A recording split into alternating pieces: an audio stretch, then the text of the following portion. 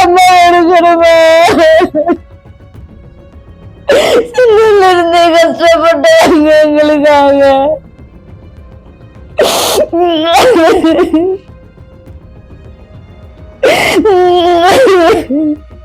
புருஷன இளம் வயசுலயே அவ கணவரை இழந்துட்டா, அவ கடத்து விட்டு போயிட்டாரு. அப்ப சின்ன சின்ன புள்ளியல், ஒரு ஆளுக்கு 7 வயசு, ஒரு ஆளுக்கு 4 வயசு. அப்ப புள்ளைகளை வச்சு கஷ்டப்பட்டு தான் நாட்டுல இருந்து வளர்த்தவ.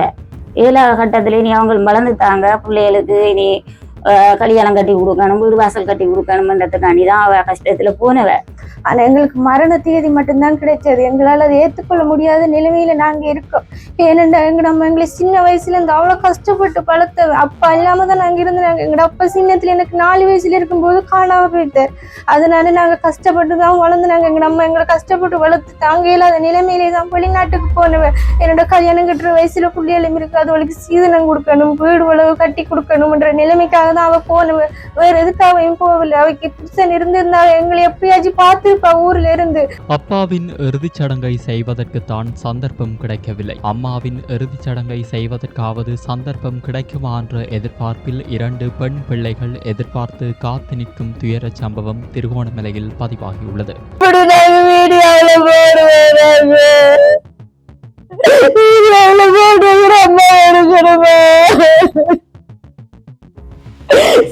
இருந்தே கஷ்டப்பட்டாங்க எங்களுக்காக.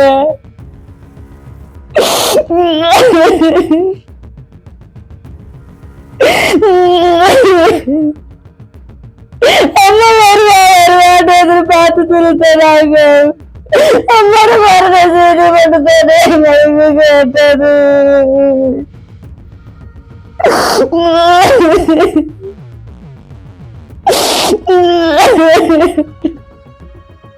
அரசாங்கம் எப்படி எங்கட அம்மா எடுத்து தருவோம். நாங்க எந்த வழிபட்டாத அம்மா எடுப்போம். எங்கட அம்மாவுக்கு இருந்துக்கிறீங்க மட்டும் எங்களுக்கு பண்ண விடுங்க. எங்கட அம்மாவை பார்க்கணும். நாங்க எங்கட அப்பாவை கூட நாங்க பார்த்தது இல்லை. 7 வயசுல எங்கட அப்பா காணாமத்து போனவன். திருகோணமலை மாவட்டத்தின் பெருகல் பிரதேச செயலக பிரிவில் உள்ள வட்டவன் கிராமத்தை சேர்ந்த 2 பிள்ளைகளின் தாயான 43 வயதுடைய சிவக்கொழுந்து மீனா என்ற பெண் குவைத் நாட்டில் மாரடைப்பு காரணமாக இம்மாதம் 4ஆம் தேதி உயிரிழந்தார். குடும்ப கஷ்டம் காரணமாக இவர் தொழில் நிமித்தம் 2023ஆம் ஆண்டு குவைத் நாட்டிற்கு பணிப்பெண்ணாக சென்று வேலை செய்த நிலையில் மாரடைப்பு காரணமாக உயிரிழந்தார். 2 பெண் பிள்ளைகளின் தாயான இவரது கணவர் காணாமல் பட்டவர் என தெரிய வருகிறது. பிள்ளைகளை வளர்த்து நல்ல நிலைக்கு கொண்டு வர வேண்டும் என்ற நோக்கத்தோடு சென்ற இவருக்கே இந்த நிலைமை ஏற்பட்டுள்ளது. குவைத்தில் இருந்து சடலத்தை இலங்கைக்கு கொண்டு வருவதென்றால் பெரும் தொகை பணம் செலவாகும். அம்மா அப்பா இருவருமே இல்லாத இந்த பிள்ளைகளுக்கு சடலத்தை இலங்கைக்கு கொண்டு வந்து இறுதிச் சடங்கு செய்ய முடியாத நிலை காணப்படுகிறது. அரசியல்வாதிகள் சம்பந்தப்பட்ட அதிகாரிகள் கவனம் செலுத்தி இந்த தாயின் சடலத்தை இலங்கைக்கு கொண்டு வர நடவடிக்கை மேற்கொள்ள வேண்டும் என குடும்பத்தினர் கோரிக்கை விடுத்துள்ளனர். இது தொடர்பில் குடும்பத்தினர் கருத்து தெரிவிக்கையில், புருஷன இளம் வயசுலயே அவ கணவரை இழந்துட்டா, அவ கடத்து விட்டு போயிட்டாரு. அப்ப சின்ன சின்ன புள்ளியல், ஒரு ஆளுக்கு 7 வயசு, ஒரு ஆளுக்கு 4 வயசு. அப்ப பிள்ளைகளை வச்சு கஷ்டப்பட்டு தான் நாட்டுல இருந்து வளர்த்தவ. 7ஆவது கட்டத்துல இனி அவங்க வளர்ந்துட்டாங்க. பிள்ளைகளுக்கு இனி கல்யாணம் கட்டி கொடுக்கணும், வீடு வாசல் கட்டி கொடுக்கணும்ன்றதுக்காண்டி தான் அவ கஷ்டத்துல போனவ. இப்ப எங்களுக்கு நாங்க எங்க அம்மாவுக்கு 9 பொம்பளை பிள்ளைகள், எங்களுக்கு ஆம்பளை பிள்ளை சௌகரியங்களும் இல்லை. எங்கட அப்பாவும் வயசு, எங்க அம்மாவும் இறந்துட்டா. அந்த கஷ்டத்துல எல்லாரும் யாரும் பார்க்கக்கூடிய நிலைமையில இல்லை. நாங்களும் கஷ்டப்பட்ட நாங்க தான். அதெல்லாம் அவ போனேன். இப்ப எங்களுக்கு அவட இறந்த தகவல் மட்டும்தான் வந்த. அப்ப அப்பாவோட இறுதி செய்யறதுக்கு அவங்களுக்கு கிடைக்கல. அம்மாடையாவது செய்யறதுக்கு அரசாங்கம் தயவு செய்து இந்த பிள்ளைகளுக்கு எடுத்து கொடுத்தா உதவியா இருக்கும். முகத்தையாவது பார்த்து அவங்க அடக்கம் செய்யறதுக்கு தயவு செய்து உங்களை கும்பிட்டு கேட்குறேன். எங்களுக்கு காட்டுறதுக்கு, முகத்தை பார்க்குறதுக்கு எங்களை தங்கச்ச தயவு செய்து எங்களுக்கு உதவி செய்யும்படி நாங்கள் கேட்குறோம்.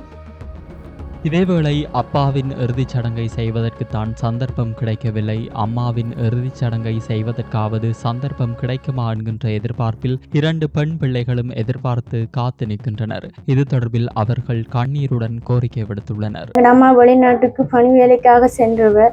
எங்கள் அம்மா 4ஆம் தேதி இறந்ததாக எங்களுக்கு தகவல் கிடைத்தது. நாங்கள் எங்கள் அம்மா வருவாண்டு தான் காத்துத்திருந்தோம்.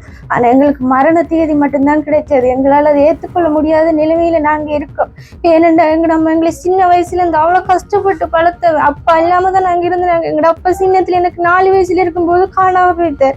அதனால நாங்க கஷ்டப்பட்டு தான் வளர்ந்துனாங்க. எங்க அம்மா எங்களை கஷ்டப்பட்டு வளர்த்து தாங்க இல்லாத நிலைமையிலே தான் வெளிநாட்டுக்கு போனவன். என்னோட கல்யாணம் கட்டுற வயசுல புள்ளியலும் இருக்கு, அது அவளுக்கு சீதனம் கொடுக்கணும், வீடு உழவு கட்டி கொடுக்கணும்ன்ற நிலைமைக்காக தான் அவ போனவன். வேற எதுக்காகவும் போகவில்லை. அவக்கு புருஷன் இருந்திருந்தா எங்களை எப்படியாச்சும் பார்த்துருப்பா. ஊர்ல இருந்து அவ பார்க்க முடியாத நிலைமையிலே தான் வெளிநாடு சென்றவன். ஆனா எங்களுக்கு அம்மா இருந்துன்றது இது மட்டும்தான் எங்களுக்கு கிடைச்சதை தவிர வேற எந்த தகவலுமே கிடைக்கல. எங்களுக்கு இந்த அரசாங்கம் எப்படியாச்சும் எங்களோட அம்மாவோட இறுதி கிரியை செய்யறதுக்கு எங்களுக்கு அனுமதி திரும்ப கட்டுக்கணும். எங்களுக்கு எப்படியாச்சும் எங்களோட அம்மாவோட உடல் எடுத்து தரணும். எங்களோட நாட்டுக்கு எங்களோட அப்பாவோட கிரியை கூட எங்களுக்கு செய்ய கிடைக்கல. எங்களோட அம்மாவோட கிரியாச்சும் செய்யறதுக்கு நீங்க தான் எங்களுக்கு உதவி செய்யணும். எப்படியாச்சும் எங்களோட அம்மாவோட உடல் எடுத்து தாங்க. நாங்க உங்கள்கிட்ட தாழ்மையா கேட்டுக்கணும். தயவு செய்து எங்களுக்காக இறங்கி எங்களோட அம்மாவோட உடல் எடுத்து தாங்க. இந்த நிலையில் அரசியல்வாதிகள், சம்பந்தப்பட்ட அதிகாரிகள் கவனம் செலுத்தி இந்த தாயின் சடலத்தை இலங்கைக்கு கொண்டுவர நடவடிக்கை மேற்கொள்வார்களா என பலரும் எதிர்பார்த்து காத்து நிற்கின்றனர். இது போன்ற செய்திகளை தெரிந்து கொள்ள சமூகம் நியூஸ் சேனலை சப்ஸ்கிரைப் செய்து அருகில் உள்ள பெல் பட்டனை கிளிக் செய்யுங்கள். மேலும் இது போன்ற செய்திகளை உடனுக்குடன் தெரிந்து கொள்ள சமூகமீடியா.com என்ற இணையதளத்தின் வாயிலாகவும் எங்களுடன் இணைந்திருங்கள்.